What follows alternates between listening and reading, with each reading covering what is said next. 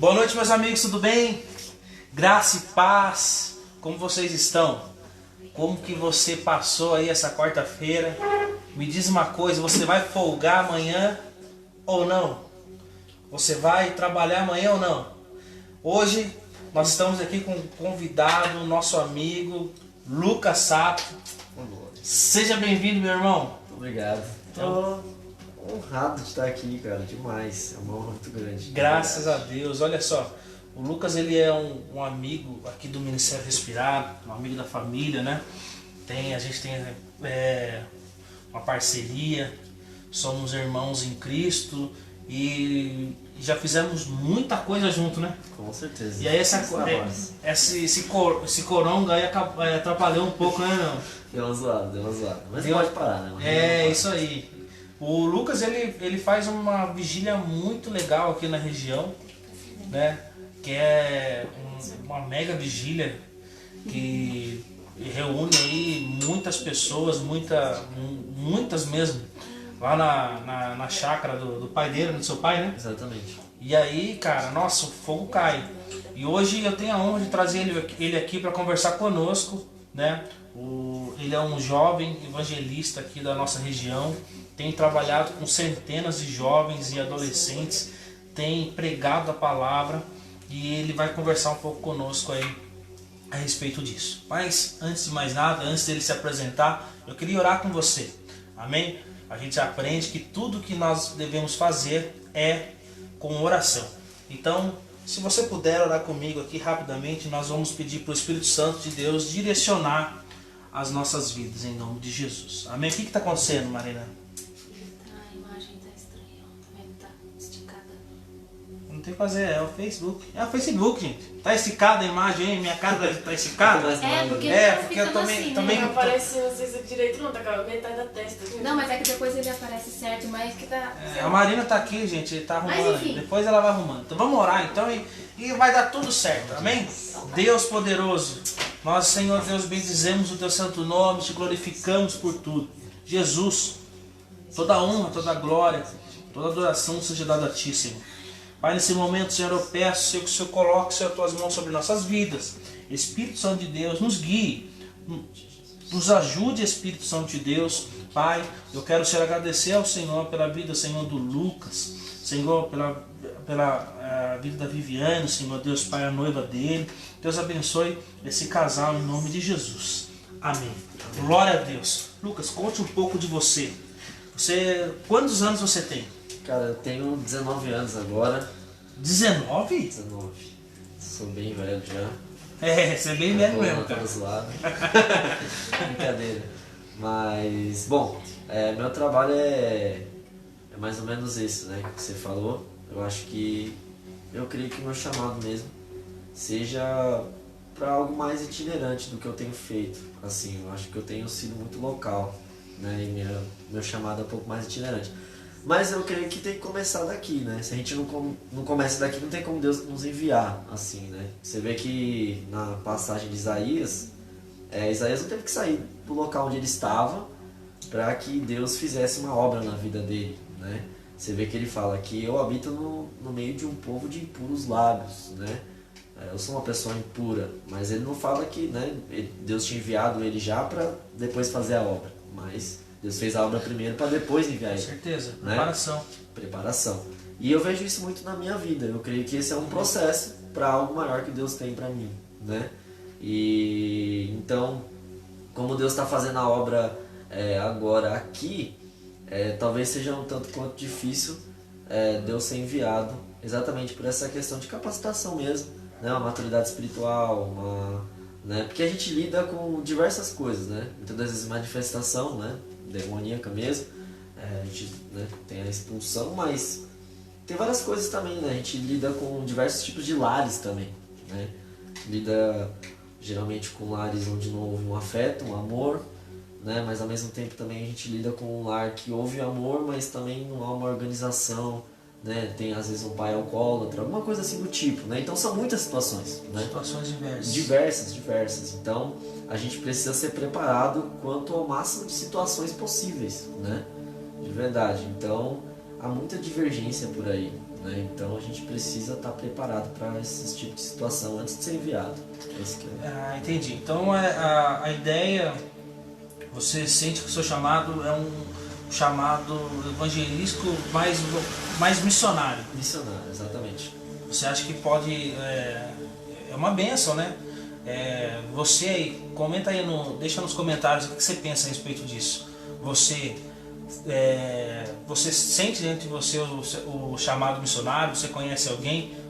Marca ele aqui para ele estar ouvindo aí essa experiência com o nosso amigo Lucas Sato. Lucas, é bacana que você falou dessa questão de preparação. Você tem 19 anos hoje, né?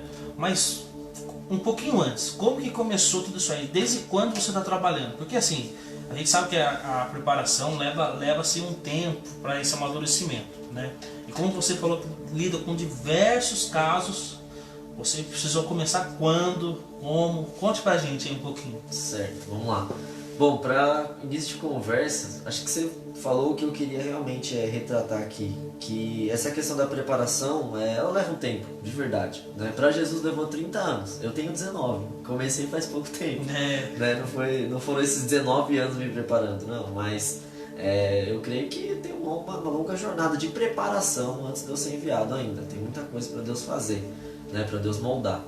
Mas assim, a minha história específica começou quando eu tinha 17 anos. E eu lembro que foi até uma questão emocional, literalmente, né? Eu fiz uma besteira que assim, eu era bem jovem, mas eu via assim, todos na minha casa assim, tendo um compromisso com alguém, um relacionamento sério realmente, né? Emocionalmente falando. E também ao meu redor também, todos os meus colegas ali na época da escola. E eu me empolguei também e eu queria aquilo pra mim também, né? Então eu comecei a orar a Deus e pedir algo. Falei, Senhor, eu preciso de uma moça, preciso de alguma coisa e tal. E Deus falou, não, calma aí, que ainda não é teu tempo, né? Meu Deus! Deus deu uma palavra ali de sabedoria e falou, não, agora não é o teu tempo, acalma os teus ânimos.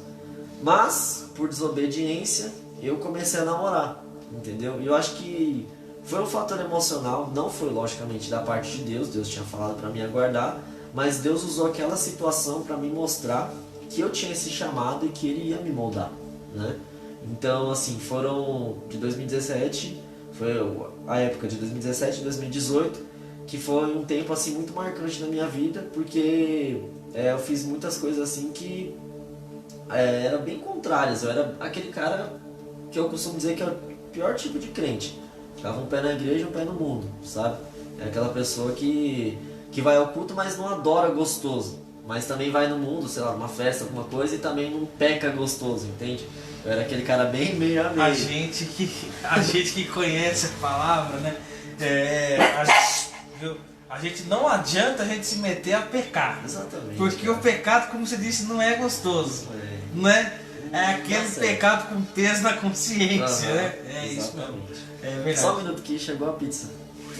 Chegou a pizza? Meu Deus! Acho que ele... Tá fechado? Servindo aí uma pizza, meus amigos. Ele deu uma desviada. Olha aí. Olha a benção aí chegando, ó. Ó, se você crer, vai chegar na sua casa também, em nome de Jesus, hein? Se você crer, vai chegar na sua casa também. Olha aí, olha a pizza aí. Deixa, depois ele sobe. Daqui a pouco ele sobe. Essa benção a gente não vai perder. Essa benção já é nossa. Eita Deus. Mas, ó, a gente tá falando aqui antes, o Lucas, ele tá falando da pizza, mas ele é um empresário aqui na nossa cidade, né? E depois ele vai contar um pouquinho também da vida dele como empresário, o que isso também tem influenciado, porque a pizzaria dele leva um nome, né? Bem interessante. E aí e a família dele ficou conhecido através da pizzaria e se leva como se fosse o sobrenome da família, né? Nossa, isso é muito engraçado, cara. Mas deixa, segura.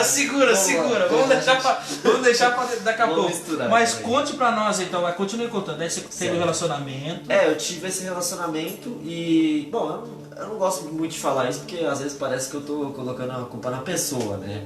Pelos meus erros e tal, mas não. Foi realmente, o erro foi meu, assim, os erros foram meus, né, os pecados com certeza foram meus. Enfim, então assim, eu tive muitas experiências assim que, poxa, é chato dizer isso, mas é o que o jovem tem hoje em dia. O jovem que está aí no mundo tem hoje em dia, entendeu? E muitos que estão aí na caminhada cristã, evangélica, também têm essas mesmas tribulações, essas mesmas experiências. Então, assim, foi bem difícil porque eu não tinha ainda essas experiências. Por isso que eu falo que é difícil. Mas foram experiências assim que eu aprendi demais mesmo, né? Aprendi aquilo que a palavra fala sobre a porta ser estreita, você entende? O caminho ser estreito. Então eu acho que eu aprendi demais com isso, né? Ver todas aquelas tentações, aquelas tribulações, e ali no começo eu ia caindo muito assim, sabe? E foi no ano de 2018, né? Eu lembro que foi a última vez que eu rompi aquele relacionamento, né? Eu rompia direto aquele relacionamento e voltava. Então assim, foi a última vez que eu dei um basta mesmo. Foi a vez que eu falei assim, não, agora já era, chega realmente. E eu me ajoelhei, eu lembro ali, era alguns dias no final do mês de novembro de 2018. E eu ajoelhei ali no meu quarto, era pela madrugada, cerca de 2 horas da manhã. E eu falei assim, não, Senhor, se o Senhor mudar minha vida hoje, minha história hoje, eu nunca mais vou servir ao inimigo como que eu estou fazendo agora. Então, daí aquele dia eu tomei uma decisão, né? Eu acho que se você está em casa e tem essa dúvida, cara, toma esse passo, toma essa decisão. A decisão tem que vir de você, porque Deus está aí. Deus está aí para te abençoar, Deus está aí para te livrar mesmo. Então você tem que tomar esse passo, essa decisão. Meu Deus. Olha aí, ó, a benção, gente, ó. É isso aí, ó. Quando você toma uma decisão, a benção vai chegar. Aí, ó. Viu? Já era. Já tá aí, ó. A benção vai bater na porta da sua Na casa. sua porta, a benção vai bater na sua porta. E é importante ressaltar também que assim, não foi algo condicional, né? Que nem eu falei agora, Deus, se você me abençoar, eu vou mudar. Não, você pode mudar sem que isso aconteça realmente. Mas eu vivia numa situação uma lástima de situação, que, eu queria que era só Deus mesmo para mudar aquela situação. Por isso que meu clamor foi esse, entende? Não foi algo, eu sabia que não era algo tão condicional assim, né? Que só dependia de Deus. Não, dependia da minha atitude. Mas, então depois daquela madrugada, Deus começou a me despertar a respeito disso mesmo, meu chamado. De tudo, começou a me mostrar que aquilo que eu estava fazendo não era a respeito do reino, não era a respeito daquilo que Ele tinha me chamado para fazer, né? Então depois daquilo, cara, eu lembro que a gente começou, isso foi em novembro, no final de novembro. E aí, em dezembro, a virada do ano, a gente começou numa série de campanhas no monte, assim, frenética mesmo, da gente passar mais tempo, acho que no monte do que na nossa própria casa, de verdade, falo isso de coração. Então, assim, a gente fazia campanhas, né, uma semana consecutiva, era algo bem, que eu sinto muita saudade na realidade, né? E como eu estudo hoje já tenho um pouco de dificuldade. Então, mas a gente não cessa de buscar de qualquer forma, né? Graças a Deus. Com certeza. Então acho que essa foi a minha experiência. Eu tive que experimentar o outro lado, infelizmente, para saber qual que era a realidade do reino para minha vida. Isso você vê hoje com um ponto positivo na sua experiência, na sua bagagem, para lidar com outros jovens? Sim, eu vejo como um testemunho. Você precisou passar por isso para hoje ter um know-how para falar com outras pessoas. Com certeza. E, cara, isso é interessante que você me perguntou, porque foi o que eu falei, se você tá passando por uma experiência assim, porque tem gente que passa, entendeu? Às vezes até pior, mas aquela palavra, poxa, olha, eu passei por isso e aquilo, cara, aquilo conforta as pessoas de uma maneira, sabe? Tipo, olha, eu não tô sozinho, alguém já passou por isso que eu tô passando, entende? Eu acho que hoje o jovem precisa disso, né? Você tirou as palavras da minha boca que eu ia falar para você. Você você que lida com centenas de jovens aí, e adolescentes, né? Todo mundo acha que está sozinho no momento desse. Exatamente. Você acha que, então, aí quando você vem com essa palavra, eu também passei por isso, aí a pessoa sente uma proximidade maior, fica mais fácil para você lidar. Exatamente, aí eu ganho uma confiança ali. Confiança. Entendeu? E é importante porque as pessoas não precisam talvez de uma religião hoje em dia, elas precisam de Jesus, né? Muito diferente do que é uma religião, é muito mais do que uma religião. Elas precisam de um conforto, de um afago. Então quando você já ganha uma confiança ali primeiramente, já fica um pouco mais fácil de você falar de Jesus, de você falar que ele salva, que ele cura, ele liberta e o poder incondicional dele. Então, né, fica muito mais fácil. Entendi. Muito mais fácil. O que mais, ô Lucas, o que mais eu acho que você, acho que você é uma pessoa bem analítica, não sei, mas se você, o que mais você contabiliza que são os problemas dos jovens? Relacionamento hoje é o que mais chega para você, é o que você mais lida com os jovens? Qual é o maior tipo de problema de causa aí dos jovens hoje da nossa região? Cara, eu posso dizer por mim mesmo, assim, o maior problema do jovem, é até meio intrigante falar isso, mas o maior problema do jovem é a geração passada dele, porque assim, eu creio que o jovem hoje está crescendo com uma formação, como eu posso dizer, emocional muito obstruída, né? Acho que está faltando amor assim nos lares, entende? É o pai e a mãe. Exatamente, Então. acho que é o que Você mais aparece pra mim. quis falar de uma forma bonitinha, geração passada.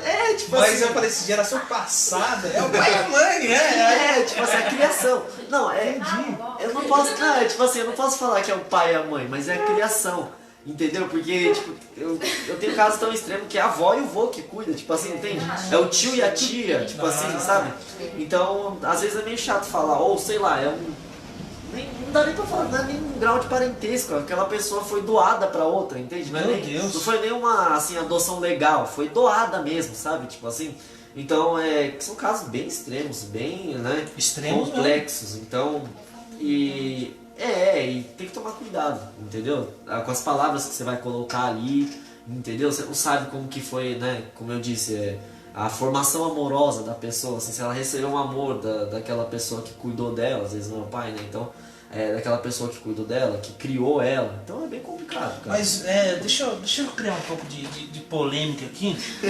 Mas é o seguinte, você acha então que os pais têm, né, vamos colocar os pais, que são os criadores, os caras que dão os nossos mentores.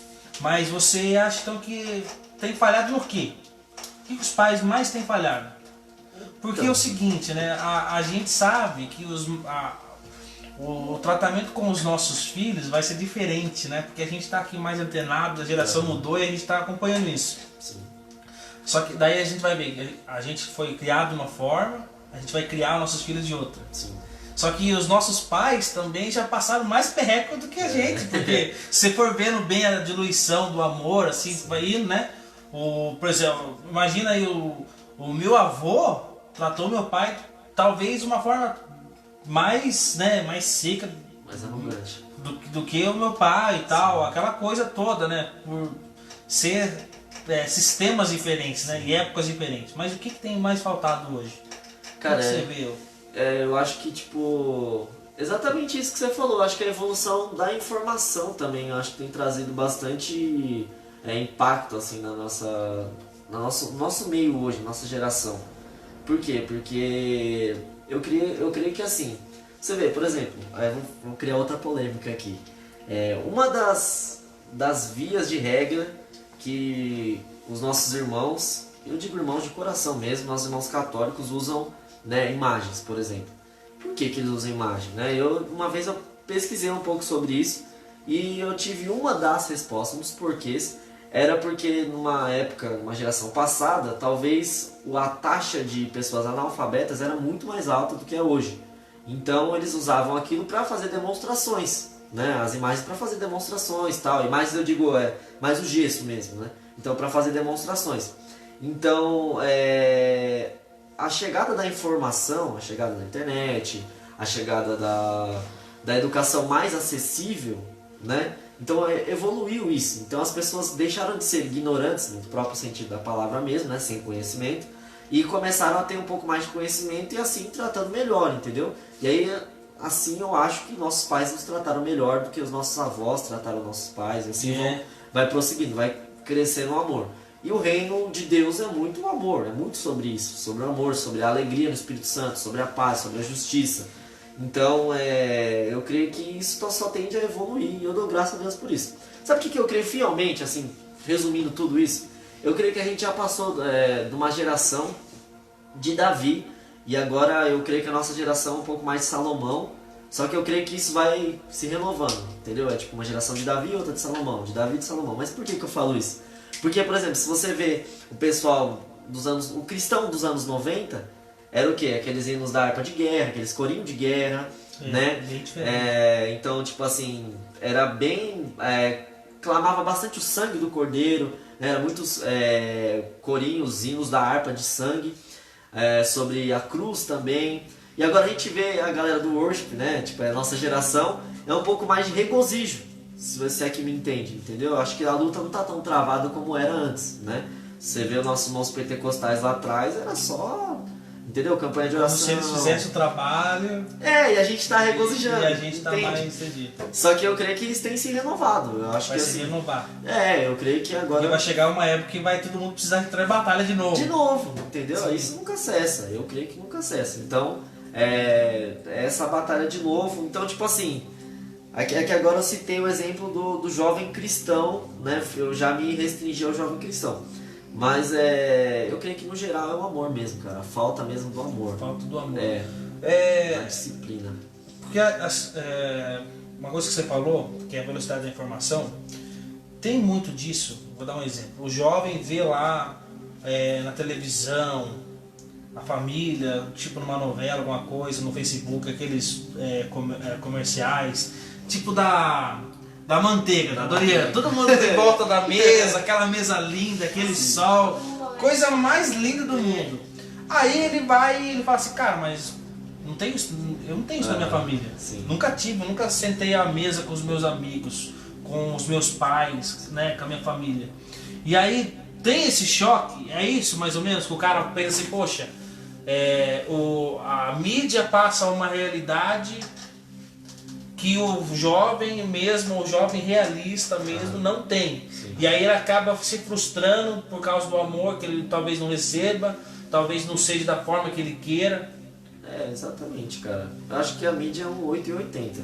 Ao mesmo passo que trouxe muita informação, também trouxe muita besteira, assim, muita ilusão. Então essa questão de expectativa versus realidade também é algo pesado.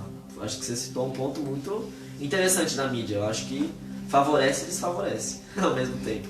Então a gente está aqui, ó.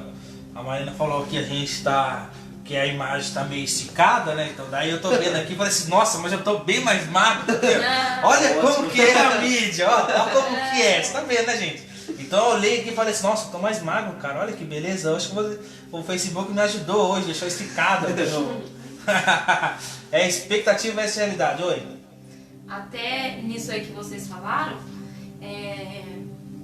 a rede social, né, causa muito isso, porque ninguém vai postar no Facebook, ai, todo mundo briga na minha cara, ninguém vai postar isso, ninguém vai postar um negócio triste, ninguém vai postar, sabe, a realidade mesmo, né? É sempre foto de passeio, foto feliz, foto bonita, foto arrumado, foto só de coisa alegre. Exatamente. Então a rede social, acredita que acontece muito isso também, o fato de hoje, não só os jovens, todo mundo, né, nos dias de hoje, passar muito tempo no celular, na internet, né, menos você, que não tem nem Face, mas você entendeu?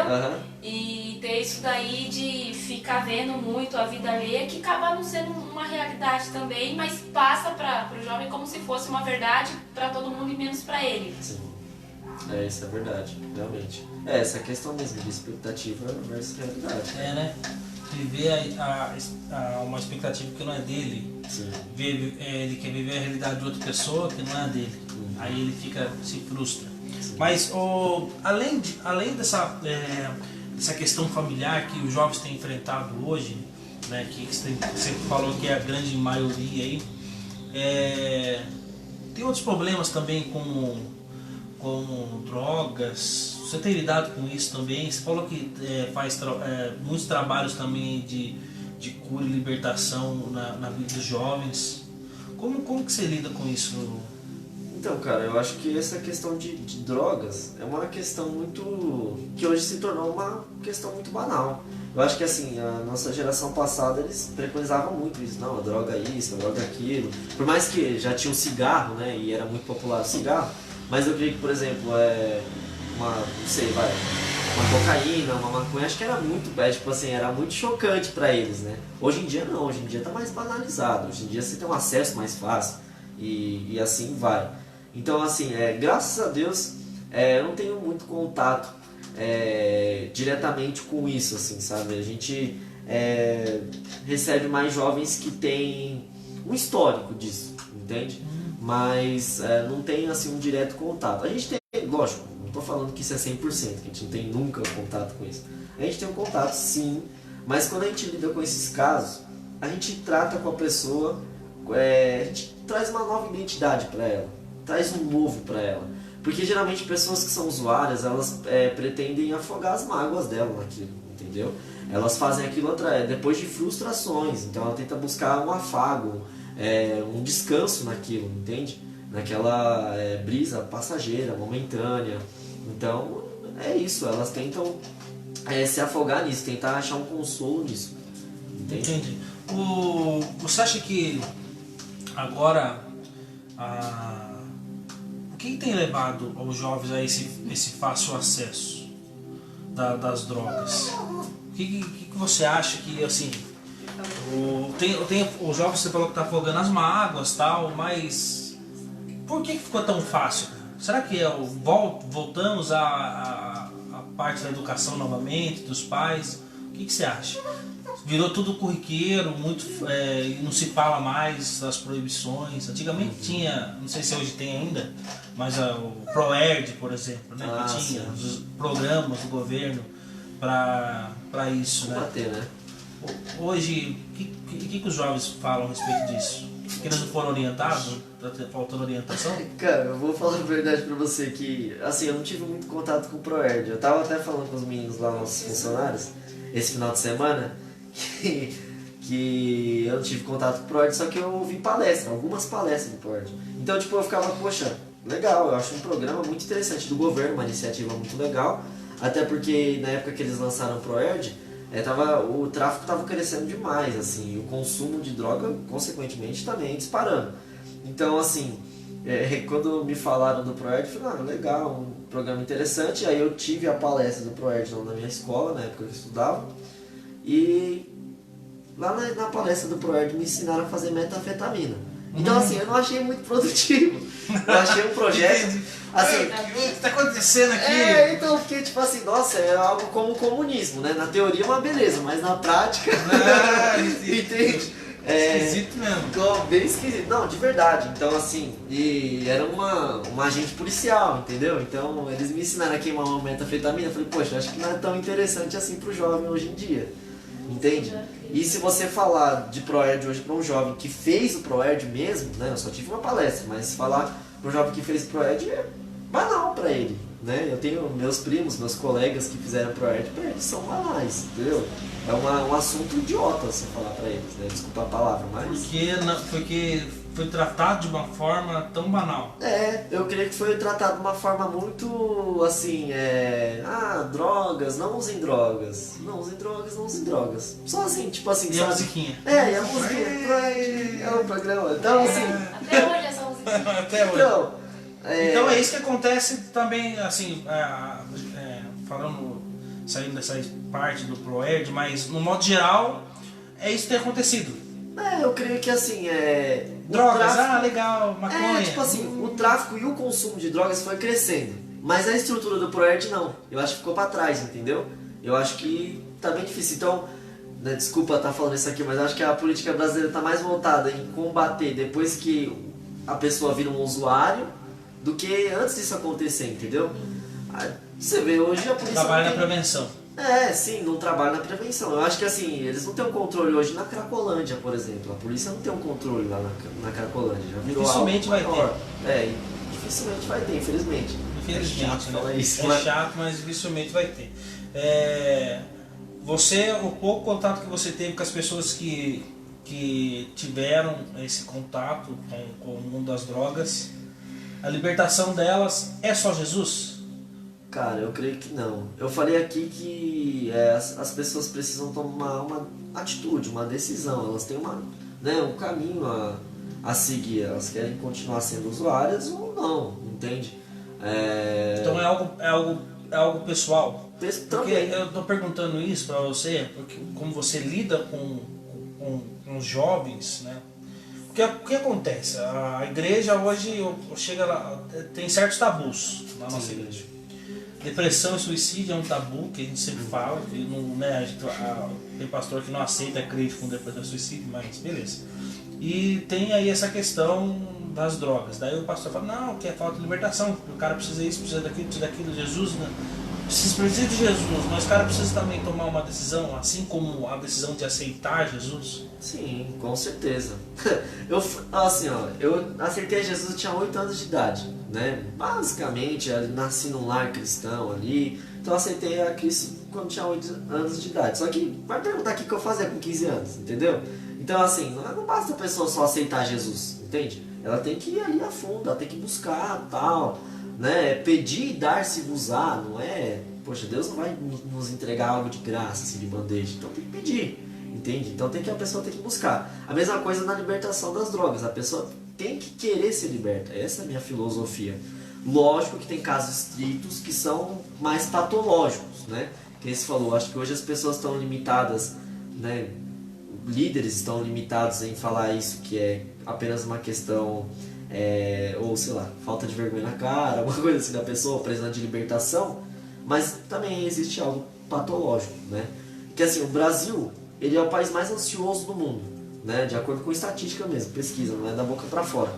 Então, assim, a ansiedade patológica pode trazer o consumo de drogas, entende? Pode trazer muitas outras coisas, a prostituição, muitas outras coisas mesmo. Então, suicídio, né? Muitas das vezes. Então, não é algo só, né, que precisa de uma libertação, mas muitas das vezes é patológico. Tem esses casos. Algo patológico.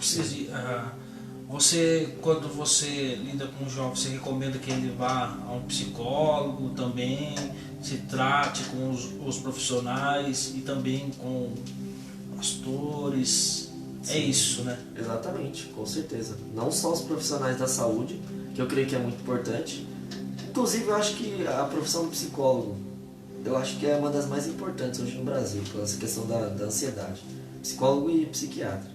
Depois de odonto, porque eu faço odonto, então acho que odonto é a primeira. Brincadeira. Mas... Seu sardinha aí. Não, brincadeira. Mas eu acho que psicólogo é muito importante mesmo, entendeu? Não só jovens que são usuários ou querem deixar de ser usuários, eu acho que creio que para todo jovem brasileiro hoje em dia, como a ansiedade chegou nesse nível no Brasil, eu creio que é preciso, na verdade. É preciso, né? Para todo jovem assim brasileiro, eu recomendo, na verdade. Eu tô falando disso porque a nossa página do Ministério Respirar tem muitos jovens, né? E depois aqui a gente vai compartilhar, outras pessoas vão compartilhar, vão assistir. Então isso é importante que as pessoas assistam e vejam alguns caminhos, né? A respeito disso e dicas, né? E cada um tem uma realidade. Às vezes a pessoa está bem, aparentemente está bem para as outras pessoas, mas por dentro ela está, ou ela está até com uma ideia de usar para afogar as mágoas, né? Mas eu queria mudar um pouquinho dessa parte, mas falando de problema, você falou e eu queria explorar isso também porque é um assunto que pega na vida dos jovens, que é relacionamento. Sim. Tudo tem seu tempo. Exatamente. Tudo tem a sua hora certa. E me responda uma coisa, você que está aí tratando aí lida com centenas de jovens aí. Tem hora certa para isso acontecer ou não? Esperar em Deus. Ah, tá, sim. Cara, eu acho que é muito legal, eu acompanho bastante o Eu Escolhi Esperar, né? É um projeto muito bacana e eu acompanho demais. E eu creio que sim, eu acho que Eclesiastes 3 faz muito sentido na vida de todos nós, né? E não só nessa questão de relacionamento, mas outras áreas também faz muito sentido. Então eu creio real que sim, eu acho que tem um tempo determinado, assim, de Deus determinado para as nossas vidas, para que tudo isso aconteça. Porque exatamente pela minha vida, eu fiz antes que abrir a cara. Então, A ansiedade atrapalha? muito, demais. E... Faz a gente ter péssimas escolhas, digamos assim? Sim, a ansiedade e também a falta de identidade. Muitas das vezes a gente não sabe quem nós somos em Cristo Jesus, né? Às vezes a gente se trata como Ismael, só que a palavra de Deus fala que nós somos Isaac. Então, tipo assim, poxa, às vezes a gente se trata como um filho da escrava, mas a gente é filho da promessa, entende? Então, essa é a diferença. Identidade, você acha que explica um pouquinho melhor pra gente essa questão aí, que eu achei ficou bem bacana. Como que é essa falta de identidade? É porque assim, às vezes a gente está condicionado a nossa realidade, ou às vezes a realidade falando de relacionamentos, né? Então às vezes a gente está condicionado a achar que o nosso relacionamento vai ser como o relacionamento dos nossos pais foram, né? Então a gente tem uma taxa muito grande de divórcio, por exemplo. Então, suponhamos que eu tenha nascido num lar onde houve um divórcio por conta do meu pai, que era um alcoólatra. Então eu penso que o meu relacionamento também vai ser assim, entendeu? Eu vou ficar bravo com a minha esposa, e aí depois eu vou beber, e aí eu vou me separar dela, tá? Vou bater nela, vou me separar dela. E aí, sabe, cria aquele condicionamento automático, como se a gente fosse viver a mesma realidade que nossos pais viveram, entende? Então a falta de identidade começa aí, da gente achar que vai ser igual. Vai ser igual, não, porque minha família foi assim e tal. Talvez a gente não fique falando isso que eu tô falando, né? Que minha família foi assim e tal, mas a gente tá condicionado a viver isso. Fica assim no subconsciente, entende? A gente já tá... Sim, por isso que eu admiro tanto esse projeto que eu falei aqui, do Escolha Esperar, porque eles trazem uma nova realidade, que é a realidade do reino para as nossas vidas. A realidade do dever da mulher cristã, do homem cristão. Então, assim, eles trazem a realidade daquilo que é o casamento em si, entende?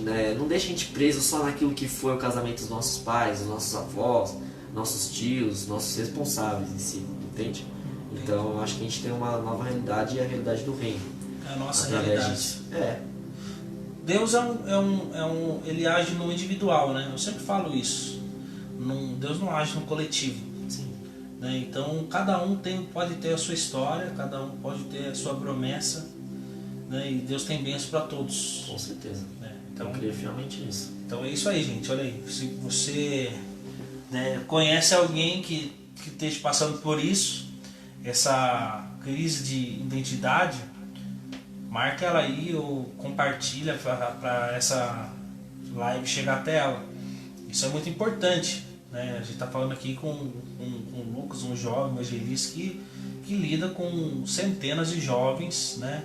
E ele tem essa experiência, esse know-how para estar falando isso aqui, tudo que ele está falando, né? Essas dicas e o que mais tem atrapalhado a vida dos jovens hoje em dia. Lucas, fala um pouco aí da sua vida, a sua vida ministerial. O que mais atrapalha o seu trabalho? O que mais assim você sente mais falta, entendeu? É apoio. O que mais que você sente falta para realizar o seu trabalho da melhor forma possível?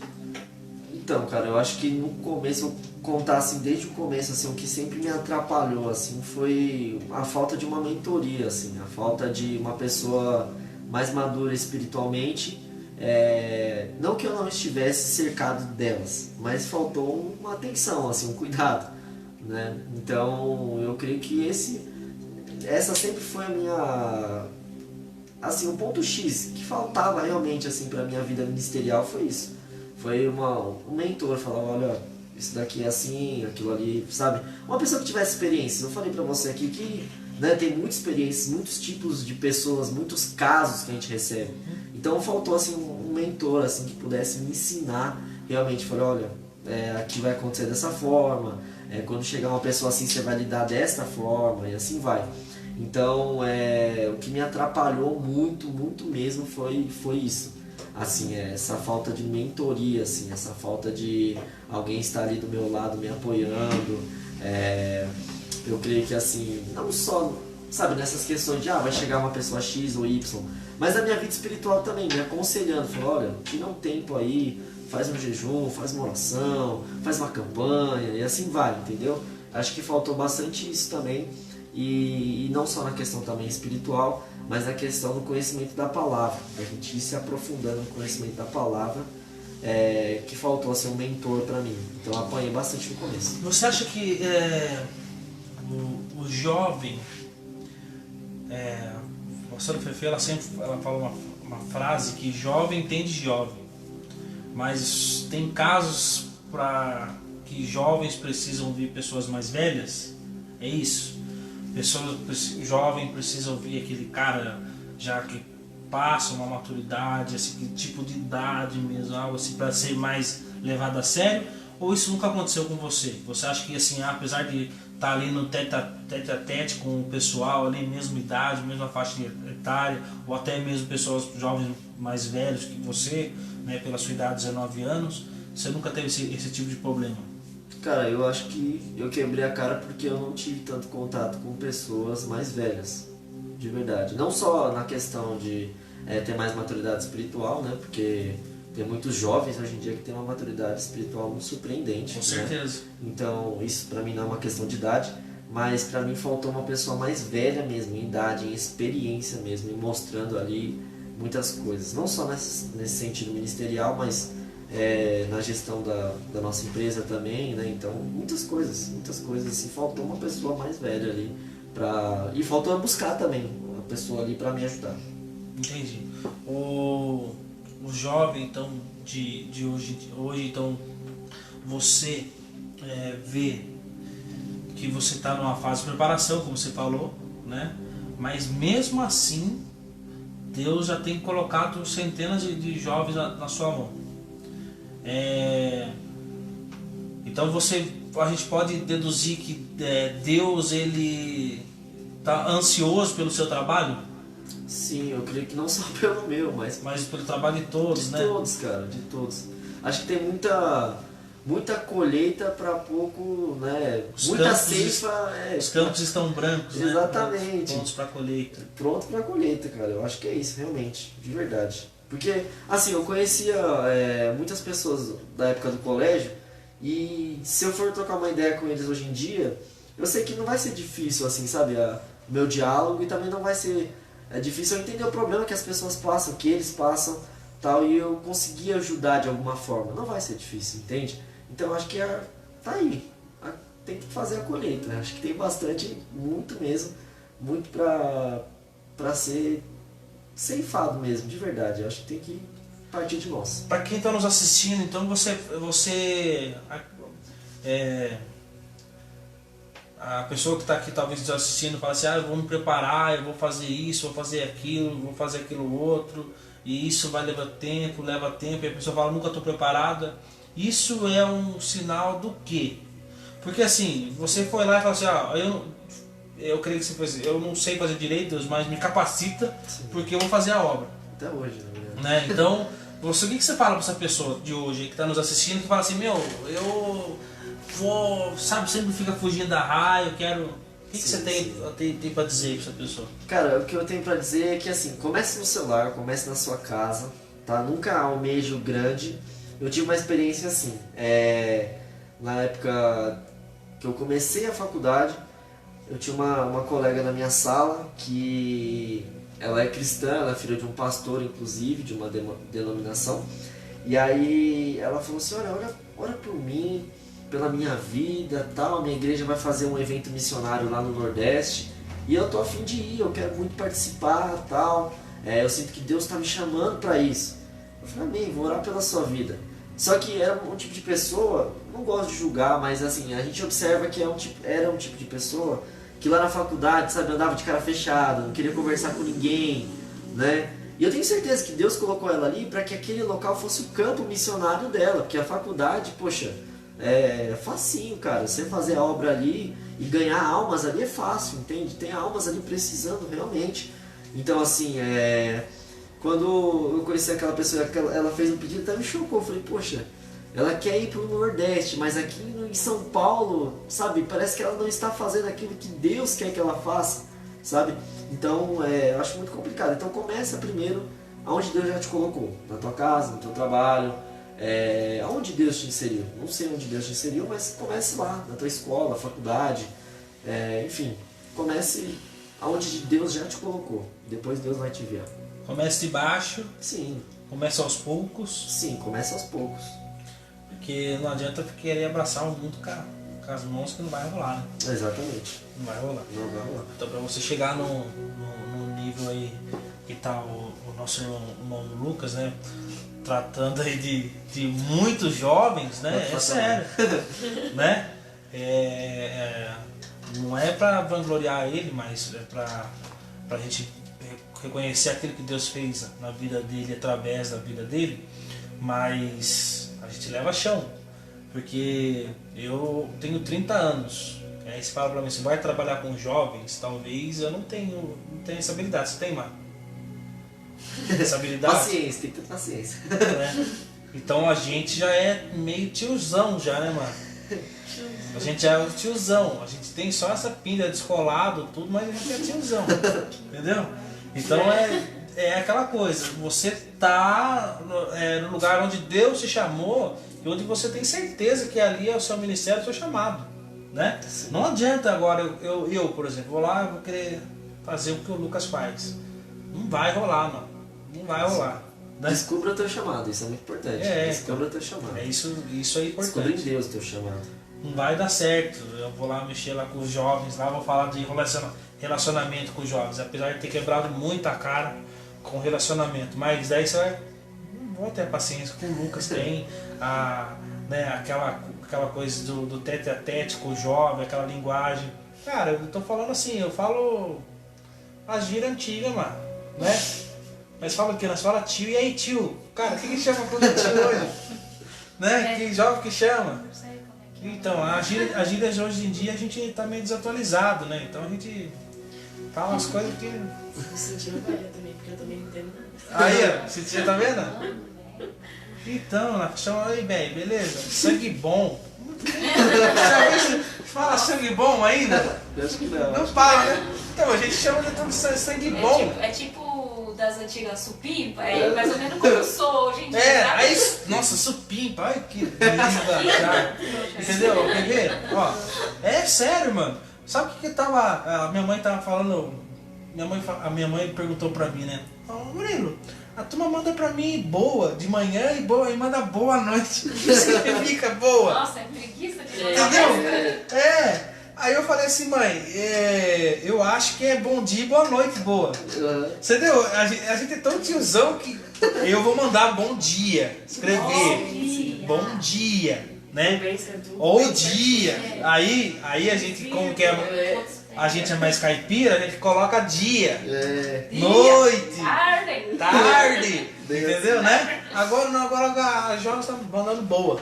Manda só boa, mano. Boa. Essa boa. E aí, boa? Boa sorte, Nossa. boa o quê? Não, até de manhã, né? Que devia ser bom, mas é boa também. É boa, de manhã também é boa. Entendeu? Não, Então a gente não vai conseguir lidar. Então procure o seu ministério, o seu chamado, aquilo que Deus chamou você para fazer, né? É como que a gente falou aqui, cara. Os campos estão brancos, prontos para colheita. Isso é bíblico, tá? Tudo já tá. O pessoal já tá assim, ó. Em Romanos fala que a criação anseia pela manifestação dos filhos de Deus, né? Então precisamos evangelizar. Lucas, você é o cara que é empresário, comerciante aqui da nossa cidade. Conta um pouco aí como que surgiu, e aí a gente vai entrar naquilo que a gente estava falando, né? A benção já chegou aqui em casa, entendeu? A benção chegou, e aí você fala assim, mas por que essa benção? Por que pediram pizza no meio? Porque o Lucas tem uma pizzaria aqui na nossa cidade, e ele virou uma referência regional nas pizzas dele aqui, que chama como? Levitas. Levitas. Por que Levitas? Cara, tipo assim, eu entendo a questão das pessoas acharem que a nossa família tem um sobrenome Levita. É sério. Às vezes me param na rua e falam assim, você que é o filho do Levita. Sou. Até explicar, né? Então a gente prefere dizer que sim.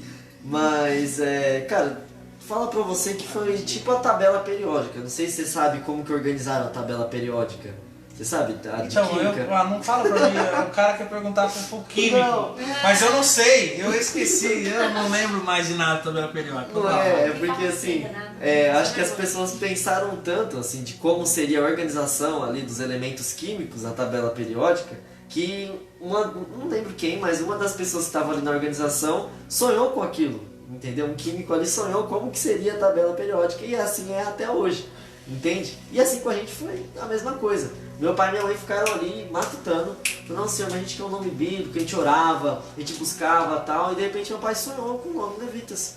E aí ficou, entendeu? Mas bom, a palavra levita em si, ela tem um sentido, né, do hebraico como aqueles que a louvam e adoram ao Senhor, né? Não só louvam, mas adoram ao Senhor, rendem graças ao nome do Senhor. E levita, na verdade, no tempo bíblico, né, ali cerca de 1000 ou 700 anos antes de Cristo, era considerado como aquele... era uma posição organizacional ali no templo. Aquele que ajudavam a levar a arca, aqueles que eram auxiliares realmente, né, que ia louvando, iam rendendo graça no nome do Senhor. Então eu acho que é isso, um obreiro em si, né? Sim. Sabe por que eu tô falando isso, gente? Porque assim, eu queria fazer essa pergunta pro Lucas, e a pizzaria, a sua empresa, ajudou na sua formação evangelística? Porque hoje você é conhecido como Lucas Levita. Né? E aí todo mundo conhece você e então ajudou de uma certa forma. Porque eu creio que assim, tem gente que vai lá e se você tiver a oportunidade você vai lá e prega ali. Com certeza. Com certeza. Graças a Deus. Eu dou graças a Deus porque o ambiente de trabalho ali a gente pode ditar as regras, né? Então eu dou graças a Deus por isso, porque a gente pode falar abertamente da palavra do Senhor sem ninguém reclamar, né? Fala, pô, se alguém reclamar, falar, mas aqui é o meu estabelecimento, então, cara, peço perdão, você vai ter que ouvir. Mas, não, brincadeiras à parte, mas me ajudou muito, muito mesmo, porque meus pais têm a pizzaria há cerca de 10 anos. Então, assim que eles abriram, ali foi uma grande escola para nós, desde aquela época, eu creio que até hoje, né? Uma grande escola para nós e para as pessoas, nossos funcionários, nossos clientes, né, que receberam muito da parte do Senhor através das nossas vidas. Por um outro lado, a gente recebeu muito conhecimento, muita sabedoria através disso. Deus nunca faz nada em vão. Porque você pensa, a gente tem uma pizzaria, mas a pizzaria só funciona de noite. E os cultos são de noite, geralmente, né? Agora a gente tem culto um pouquinho mais cedo, mas geralmente, na época que a gente tinha a pizzaria, nossa igreja era só culto de noite. Então, como assim? Como que vocês conciliavam isso, né? Então a gente faltava aos cultos, na verdade. A gente até acabou saindo do ministério e aí criando o nosso próprio ministério, porque eu creio que era o tempo do Senhor. Mas aquilo nos ajudou muito, muito, muito mesmo, espiritualmente, né? Graças a Deus a gente saía da pizzaria, a gente, né, ia pra casa ali, a gente não tinha vontade de dormir, a gente estava elétrico ali ainda. Então às vezes a gente subia no monte depois da pizzaria, entendeu? Orava, por mais que a gente subisse tarde, descesse bem tarde. Mas a gente ia ali, se consagrava e no outro dia estava ali na luta, de tarde para noite, a gente estava ali na luta já e a gente recebia muito. A gente teve muito funcionário ali com problemas na justiça, que Deus operou um milagre assim tremendo, problemas de saúde, a gente teve muito funcionário também com problemas de saúde. Muitas coisas já aconteceram, cara, problemas com drogas também, nós tivemos entregadores com problemas com drogas, que Deus fez a obra linda, linda, linda na vida deles. Muitas coisas nesse sentido que Deus nos ajudou assim a crescer na maturidade espiritual, eu creio. Qual que é o nome do ministério agora que você tá? Então, o nosso ministério ele é bem... Então, tipo assim, ele é... Não, mas eu ia falar isso Você fala que a igreja porque dele eu perguntei porque a gente ia pra vigília e a gente falava Lá no culto do Levita. lá no culto do Levitas, vamos lá na vigília do Levitas. Tipo assim. Lá o Levitas tá fazendo uma vigiliona lá, vamos lá. No dia que você falasse, era Chama Viva, na época da vigília? Na época da vigília a gente fazia junto com o pastor Arnaldo, da Chama Viva. Então, se falar Chama Viva ninguém sabia. Agora falava Levitas, Aí todo mundo sabia. Então. É engraçado isso. Mas então, nosso ministério agora a gente está passando por um período de transição assim e de formação literalmente do ministério. E eu digo assim na questão de legislação mesmo. A gente está abrindo o CNPJ, fazendo algo correto mesmo, né? Porque a gente tem, meu pai, ele é amigo de grandes pastores da região, mas a gente não vê isso acontecendo, então a gente ficou tanto quanto chateado porque isso estava acontecendo. A gente resolveu fazer um pouco diferente, né? A gente resolveu abrir um CNPJ mesmo, como igreja, e assim formar, Legalizar tudo certinho. legalizar tudo que tiver, e vamos ver, né? Que Deus faça a obra dele. Mas assim, a gente está num grande dilema aí com essa questão do nome. Foi até interessante você ter perguntado. Mas provavelmente há rumores, há rumores de que seja Família Rosa de Saron, cara. Eu acho legal, um nome legal. Então, aí, gente, quando tiver lá festividade na família Rosa de Saron, aí vai ter que colocar sempre parênteses assim, ó, levitas. Levitas, Claro, no começo, com certeza. Eu mesmo ia chamar. Então. Com certeza. E bem lembrado das vigílias, cara, a gente quer voltar a todo vapor aí. Vambora, vamos passar só essa época aí, Vamos passar. entendeu? Quando passar essa época, gente, eles vão fazer a vigília, a gente vai colocar na página também, convidando você, Vamos lá. toda a região, para participar da vigília. É mega top, é assim, uma vigília de busca mesmo do Espírito Santo de Deus. Grandes coisas acontecem lá, naquele galpão gigante que seu pai tem lá, e é bênção de Deus. Lucas, pra gente encerrar, o que você então, o último conselho aí, né? Eu sei que você já deu um conselho bacana aí pros jovens, mas o último conselho pros jovens aí,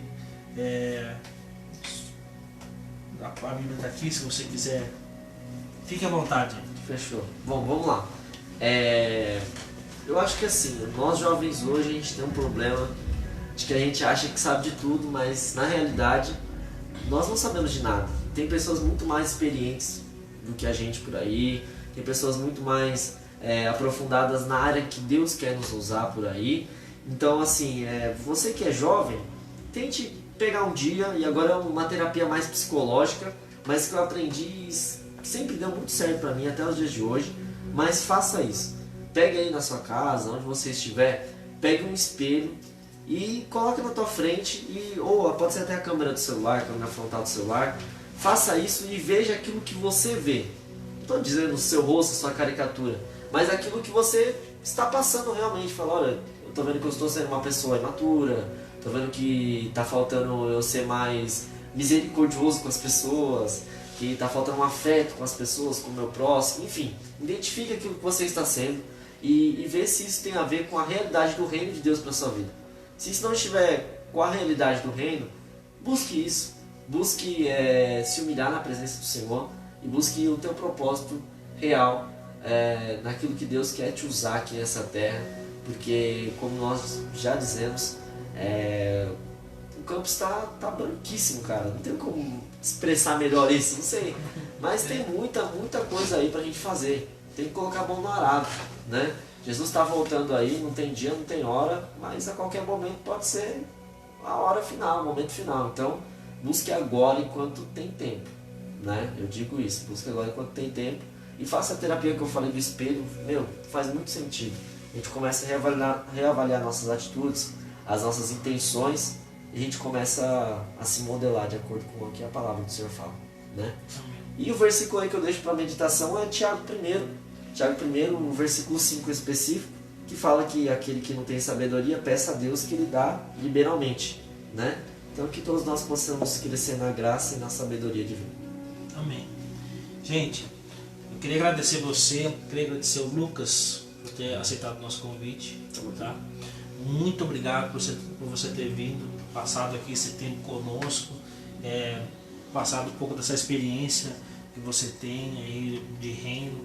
Eu creio que muitas pessoas estão assistindo e estão glorificando a Deus pela sua vida, e eu creio que você também muitas pessoas vão a partir de hoje começar a interceder por você, porque é um trabalho muito lindo e muito árduo também, da mesma forma. Amém. Muito obrigado, tá? Muito obrigado. Viviane? Isso. Tá vendo? Acertei, mas nossa. Aí, eu sou ruim de nome, gente. Meu pai do céu. Então, obrigado por vocês terem vindo. Amém. Amém, mano? Então, gente, fica com Deus. Deus abençoe você, a sua casa, a sua família, em nome de Jesus. Tenha uma ótima quinta-feira, em nome de Jesus.